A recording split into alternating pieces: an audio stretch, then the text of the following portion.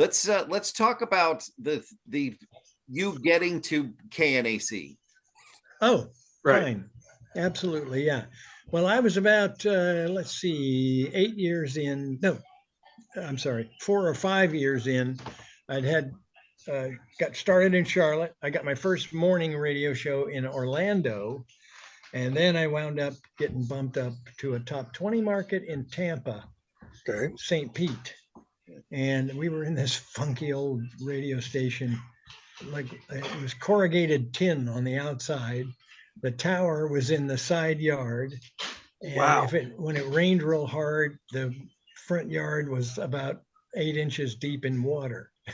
So Did it include a crystal set? God, it should have. I actually had a pretty good signal. We had a good engineer, but it was at one of the original buildings, I guess, of some FM station there. Deal was, I took a break from there, took a vacation, and I came to Los Angeles to see a buddy of mine, a guy named Lou Simon, who was at CBS FM out here. And we were tootling around in the car, and he says, "Oh, man, you got to hear this station. It just went on the air." This would have been about January 9th or 10th of 86. Okay. And he punched up the station, and boom, out came, I think it was Metal Church. As I recall, yeah. So something was rocking hard and kept rocking hard. He said, "Man," he said, my antenna was up at that point, and he said, "You'd be great on this station, man. You could.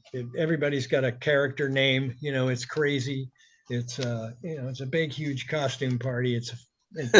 You'd be great on this." So when I got back to Tampa, I proceeded to make a new air check every 3 weeks or so and mail that to every radio station in Los Angeles. So the first mailing, that is, I should say, every radio station that played music.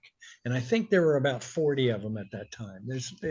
There were 83 or 4 total signals, AM and FM, in this market in Los Angeles. Wow. At that time. So that's how much, airspace is being taken up with radio frequency. Our brains are all fried, but. Yeah. And that's only, I think we're only the odd frequencies, right? We don't do the even ones. That's right. Not the even ones.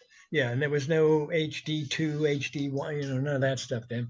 So like I said, I marched into the post office at Clearwater, Florida, with an armful of these packages for this, young woman behind the counter at the post office to start, weighing and stamping. And she looked at me like, "You son of a bitch." Again. Don't you know I'm a postal worker? I'm not supposed to be doing anything. So anyway. We get angry.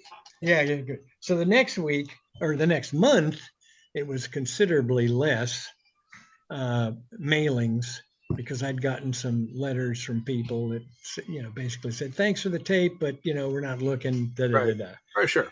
So I, kept up every month for the next almost 6 months, as my, target audience whittled down to about maybe a dozen.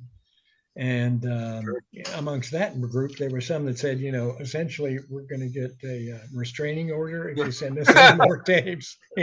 Thank you, sir, but that's enough. Right. So short story longer, I got a part in a movie. That one was called King Kong Lives, and they were shooting in Wilmington, North Carolina. I took some more vacation to go up there and did that. And naturally, as movies go, it ran over.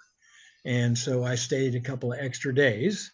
I called back and said, "Hey, look, man, I'm up here, I got to stay, And they said, "Okay." So fine. But when I got back, there was a nice letter in my mailbox said, "You've been away without leave. You've been AWOL, without permission. And so we're going to, you got 2 weeks, 2 weeks notice. That's it." So anyhow, I started going up and down the coastline there. I was on another little station somewhere. No, actually they were both in North Carolina. one WBCY in Charlotte, the other in WTRG in Raleigh, and I would go back and forth between the two. And just for the rest of the summer, I was about to give up on it all. And lo and behold, one day I got a message at one of the radio stations that said, "Hey, call Jimmy Christopher at KNAC. He wants to talk to you." So, oh, great. So I called him. He picked up the phone and we talked for a minute, and he said, "Yeah, I want you to come out and do mornings." I said, pretty much just like that, within about a minute or two of us being on the phone, having heard one of my tapes.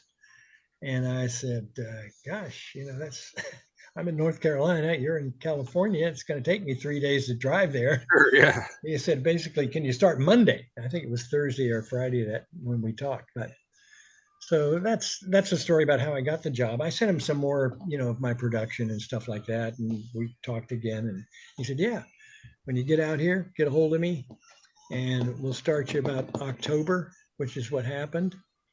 And that's how I got there. I pestered him to death. Nice.